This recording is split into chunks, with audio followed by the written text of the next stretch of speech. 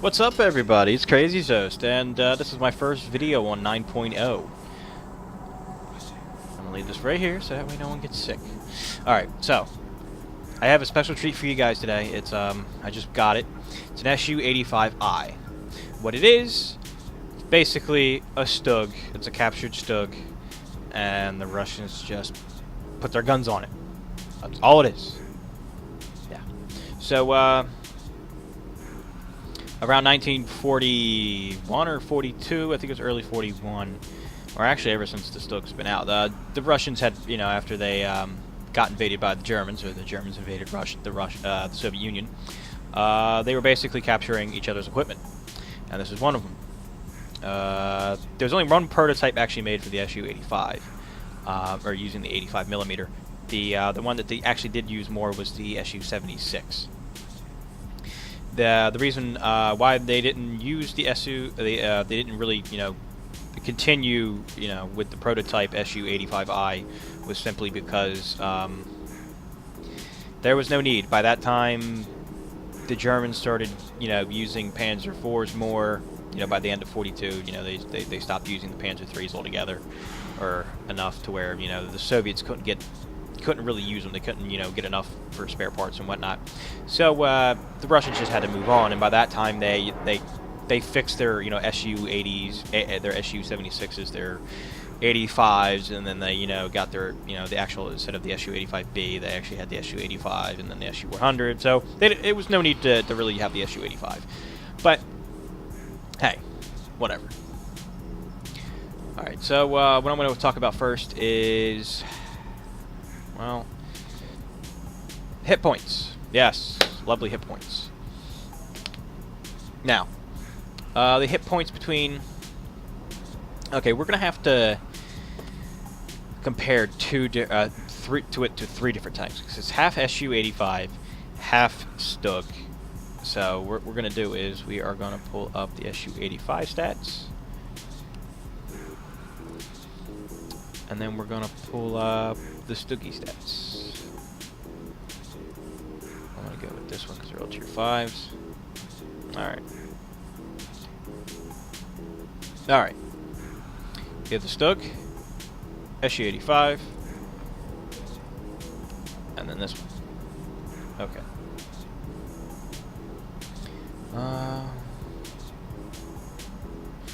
I don't know if... Okay, these are all tier 5, so let's stick with that. Alright. So as we can see, hit points wise, the SU-85i has more hit points. Weight load ratio, the SU-85 has more. Engine power in middle of the road, again. Speed, middle of the road. Armor, second best armor, so middle. This is kind of like same gun traverse speed. It has more view range than the SU-85, and that's really about. Signal range is significantly more than both. Alright, so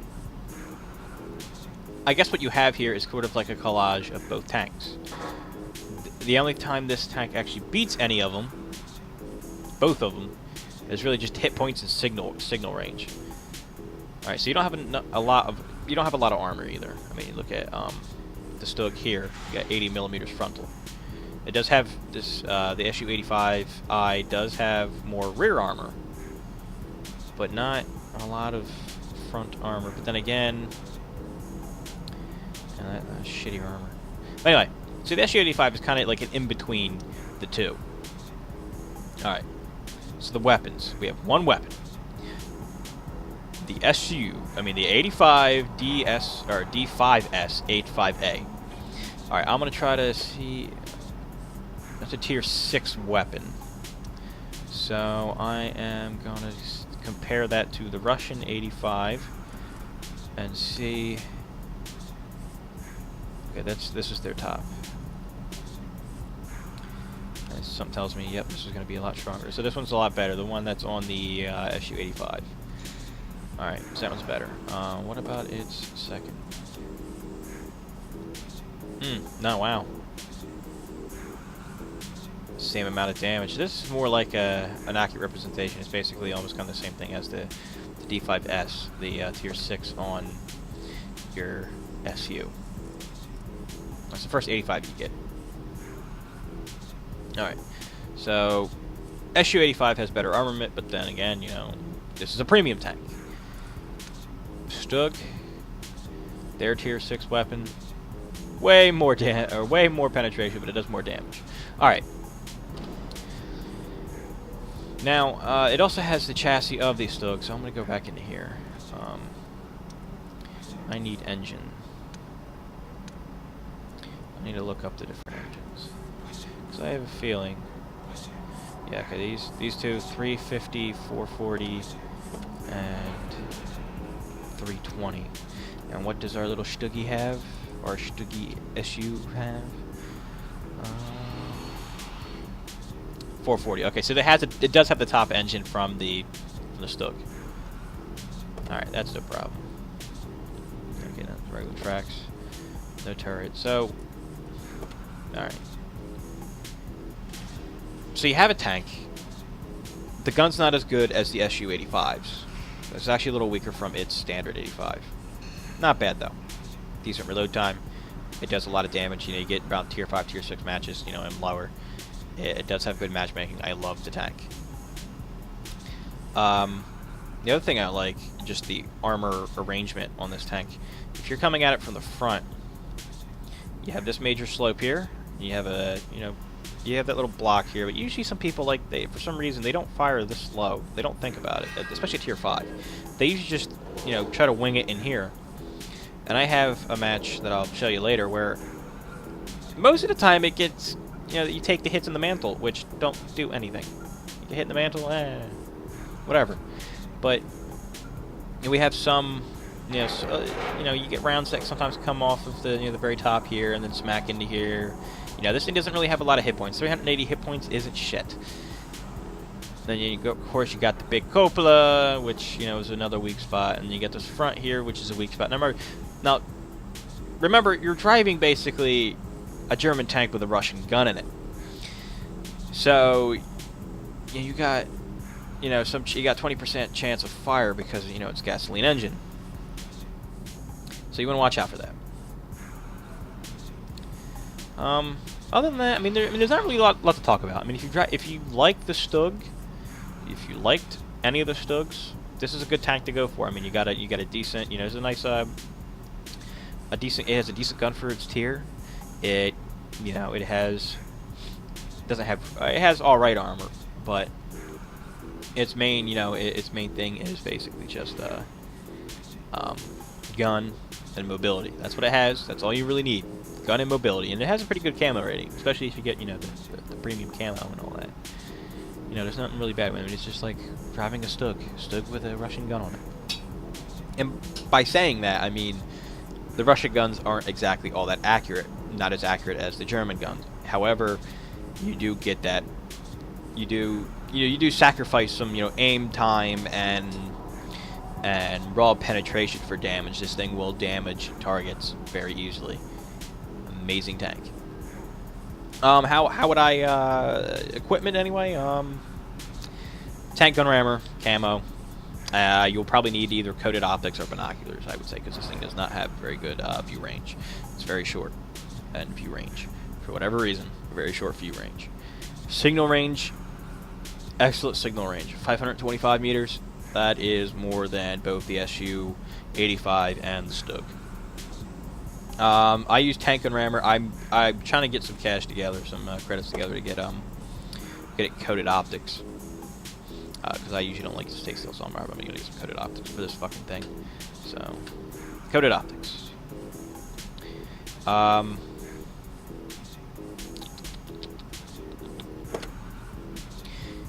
mean, I don't really see the need for anything else. I mean, you might want to put grousers on there because this thing is kind of slow. I mean, it's not like slow, but I don't know. To me, it just feels a little slow. Just a little slow. I mean, it can pick up speed, but its acceleration is slow. So you might want to use some grousers to help you, you know, move around in soft terrain a little better. You could do that. Other than that, I mean, there's really nothing. I mean, I wouldn't even put the I would not use the Sprawliner because I don't ram anything with it. And artillery splash damage isn't really a big concern of mine, considering this thing only has 380 hit points. You get hit directly with an artillery shot, you're dying either way. So, but this is an amazing tank. If you guys, if any of you guys are really good with TDs and you want a tier 5 tank destroyer, go for this tank. It's wonderful. The 85 is wonderful, and you get good matchmaking. I don't think I've ever been any higher than tier 6, and I was able to fight. So this is a game I had earlier where I was playing with one of my friends. We played on Highway, which is a pretty good map for TDs. I like it.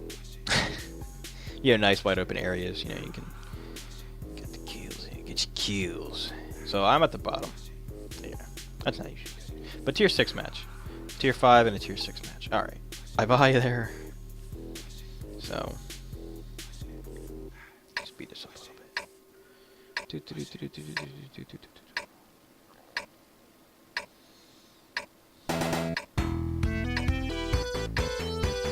Oh boy. Turn down the volume.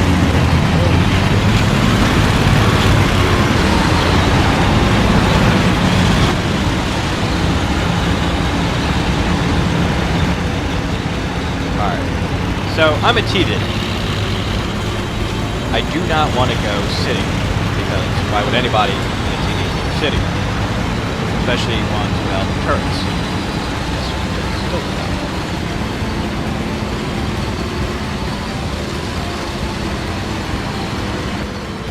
There we go. So I decide to head out with the mediums to support them. Head out this way, set up, because usually nowadays people are getting a lot more, ballsy, 'cause back in the day, no one would go up, up into A1 or A2. Or that area in general, just because, TDs like to hide up in the other side. So everybody just went city. Used to go city. So now I'm gonna park it here. Wait for a minute. And then the first target shows up. It's behind the little town there. There's my buddy running into it. Yeah, he lit them all up. Oh god. I was trying to tell him to pull back, but he was just, he was pretty badly surrounded. But the good news is he lit him up to, so that way I knew where everything was. That's not good. That's not good. Those two guys move in.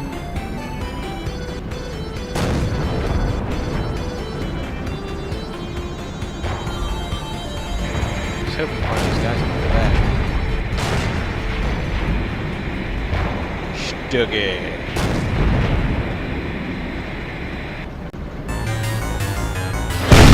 Whoa! Massive hit. Massive hit. Finish him off. That was just amazing. I like this. Come on, back it up, back it up. Boom. Another massive hit. Boom. M4 down.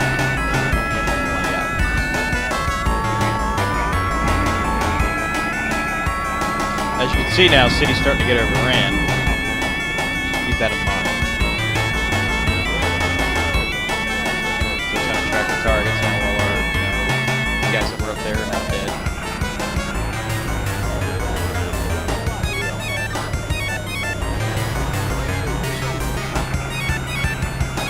Yeah, this is all sound mod. I'll have links in the description.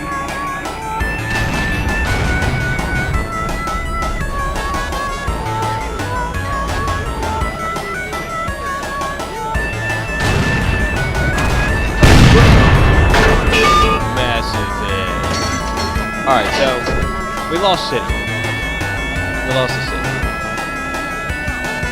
I start noticing this after the toasters drive by.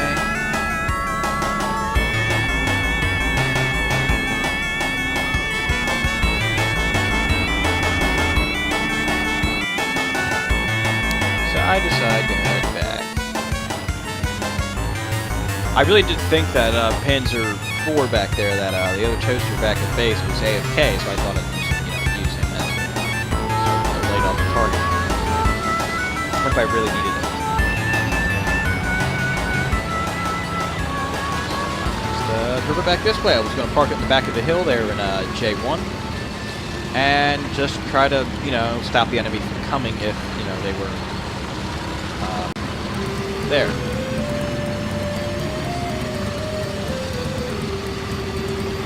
That's a great little, I think that's a...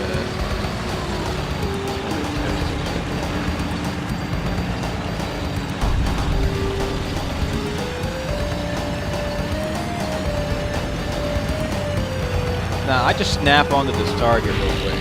No auto aim. Just so lucky. I was so fucking lucky to get that shot to hit. I mean, I was very surprised that even hit.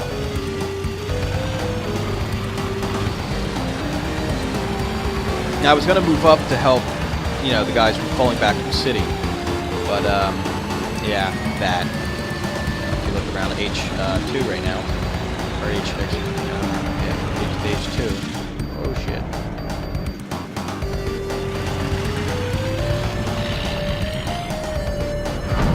Boom, dead. Now I didn't want him sitting behind that, so I yay! Death. Got 3 kills going on.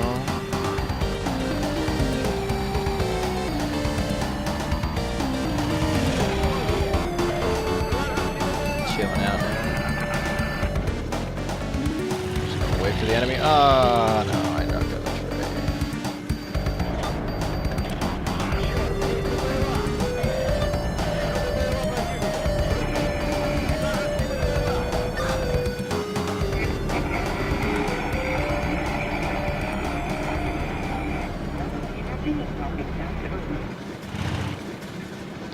SU-85i. He sees me, backs up, too late.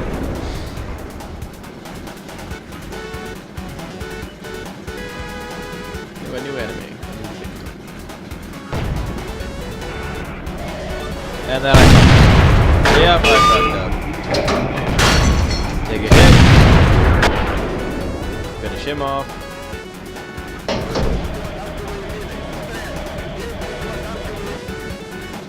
So I had 2 options here. I could either stay put, time will run out,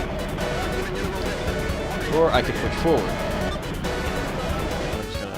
It up here because I decided to push forward. I'm just gonna speed it up just because it takes forever. Now they're saying that the VK is AFK, which it is not, and we'll find out. So I crossed the big, came up to the city. Hoping to catch the T-14, to one side and take out the AFK tank. And oh shit, T-14. And I'm hoping he didn't see me. Gotta aim. Ah, shit. First round miss, took out. Oh my god, he took out 20 hit points of my health. Yes! Oh, right off the mantle. Yes!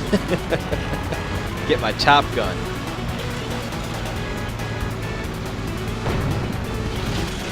That's what it decided to tell me, that it's not okay.